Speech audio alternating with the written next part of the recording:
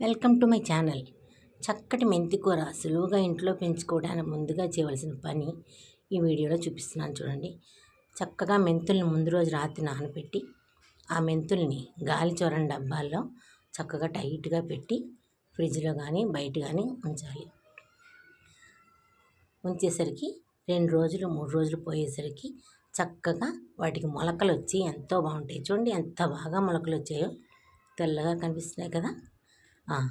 చూడండి చక్కగా ఇలా వచ్చిన మెంతుల్ని ఈ కూరను మళ్ళీ విడిగా చేసుకొని 2 డబ్బాల్లో పెట్టి మళ్ళీ దాన్ని టైట్గా ఇంకో గ్లాసు నీళ్ళు పోసి మళ్ళీ టైట్గా మూత పెట్టి లోపల పెట్టేయాలి.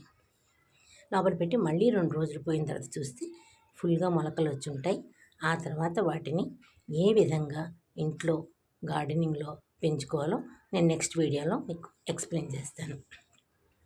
అంతవరకు నా వీడియోని ఎవరైనా చూడకపోతే తప్పకుండా చూడండి ఫుల్గా. ఎవరైనా సబ్స్క్రైబ్ చేసుకోకపోతే సబ్స్క్రైబ్ చేసుకోండి, లైక్ చేయండి, షేర్ చేయండి. Thank you.